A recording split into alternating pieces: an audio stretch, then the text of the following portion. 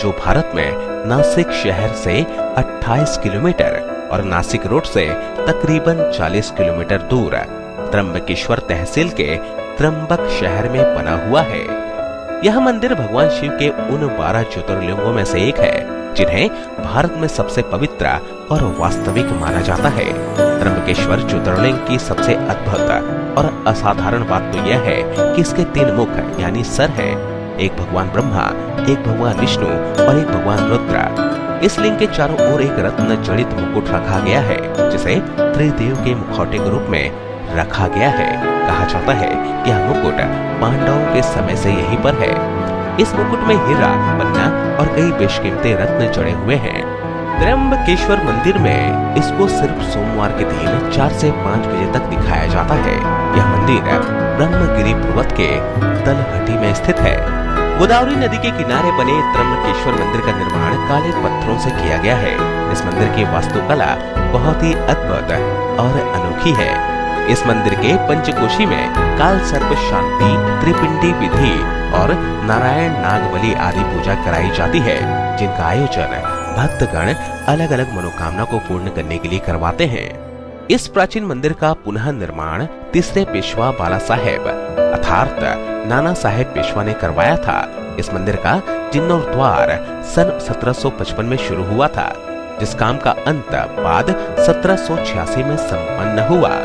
तथ्यों के मुताबिक इस भव्य प्राचीन मंदिर का निर्माण कार्य में लगभग 16 लाख रुपए खर्च किए गए थे, जिसे उस समय काफी बड़ा रकम माना जाता था। त्र्यंबकेश्वर मंदिर का भव्य इमारत सिंधु आर्य शैली का अद्भुत नमूना है। इस मंदिर के भीतर एक गर्भगृह है, जिसमें प्रवेश करने के पश्चात शिवलिंग के सिर्फ आंख ही दिखाई देती है, लिंग नहीं। यदि ध्यान से देखा जाए तो आगे के भीतर 1 इंच के 3 लिंग दिखाई देते हैं। इन तीनों लिंगों को त्रिदेव यानी ब्रह्मा, विष्णु, महेश का अवतार माना जाता है। प्रातः काल में होने वाले पूजा के बाद इस आगे पर पंचमुखी मुकुट चढ़ा दिया जाता है। त्र्यंबकेश्वर मंदिर परिसर में कुंड है, कुशावर्त, जो गोदावरी नदी का स्रोत है। कहा जाता है कि ब्रह्मगिरी पर्वत से गोदावरी बार बार लुप्त हो जाया करती थी। गोदावरी के पलायन को रोकने के लिए गौतम ऋषि ने एक कुशा की मदद लेकर गोदावरी को बंधन से बांध दिया था। उसके बाद से ही इस कुंड में हमेशा पानी रहता है। कुशावर्त तीर्थ के नाम से जाना जाता है। कुंभ स्नान के बाद शैव अखाड़े इसी कुंड में शाही स्नान करते हैं। शिव पुराण के अनुसार ब्रह्मगिरी पर्वत के चोटी तक पहुंचने के लिए 700 चौड़ी सीढ़ियां बनाई गई हैं। इन सीढ़ियों पर चढ़ने के उपरांत राम कुंड और लक्ष्मण कुंड मिलते हैं और शिखर के ऊपर पहुंचने पर गोमुख से निकलती हुई भागवती गोदावरी के दर्शन प्राप्त होते हैं।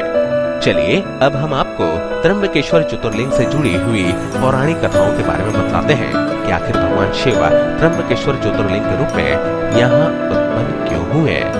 पुराणों के अनुसार एक बार महर्षि गौतम और तपोवन में रहने वाले ब्राह्मण की पत्नियां इसी बात पर गौतम ऋषि की पत्नी अहिल्या से नाराज हो जाती हैं।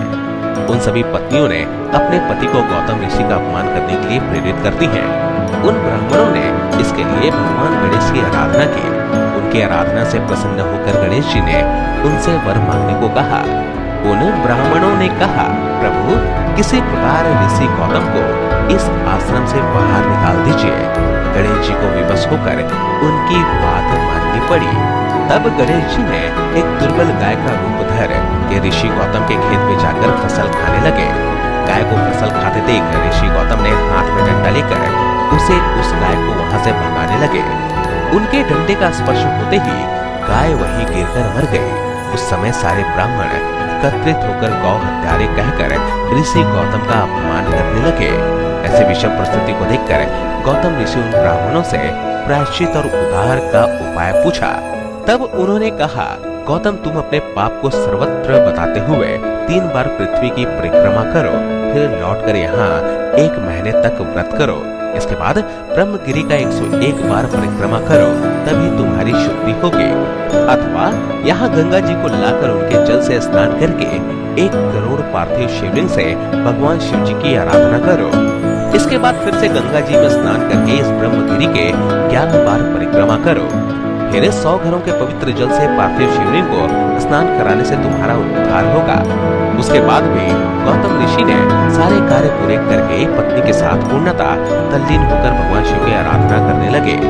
से प्रसन्न होकर भगवान शिव ने उनसे वर मांगने को कहा। महर्षि गौतम ने कहा, भगवान आप मुझे गौ हत्या के पाप से मुक्त कर दीजिए।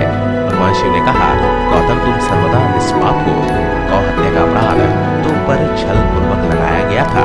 ऐसा करने के लिए तुम्हारे आश्रम के ब्राह्मणों को मैं दंड देना चाहता हूँ। इस पर महर्षि गौतम ने कहा कि उन्हीं के उस कार्य से मुझे आपके दुर्लभ दर्शन प्राप्त हुए हैं। अब उन्हें मेरा परम समझकर उन पर आप क्रोध न करें।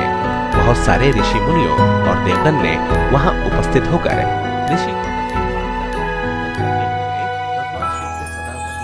करने की प्रार्थना की।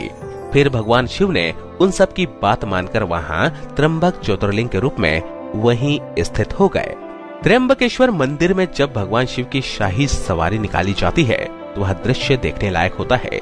इस भ्रमण के समय त्र्यंबकेश्वर महाराज के पंचमुखी सोने के मुखौटे को पालकी में बिठाकर गांव में घुमाया जाता है। फिर कुशाव्रत घाट तीर्थ में स्नान कराया जाता है। इसके बाद मुखौटे को वापस मंदिर में लाकर हीरे जड़ित स्वर्ण मुकुट पहनाया जाता है। यह पूरा दृश्य त्र्यंबक महाराज के राज्य अभिषेक जैसा महसूस होता है। इस यात्रा को देखना बेहद अलौकिक अनुभव है। शिवरात्रि और सावन सोमवार के दिन त्र्यंबकेश्वर मंदिर में भक्तों का तांता लगा रहता है। यहाँ आने वाले भक्त सुबह के समय स्नान करके अपने आराध्य के दर्शन करते हैं और जिसके दर्शन मात्र से ही मनुष्य जीवन की सार्थकता महसूस होती है। दोस्तों,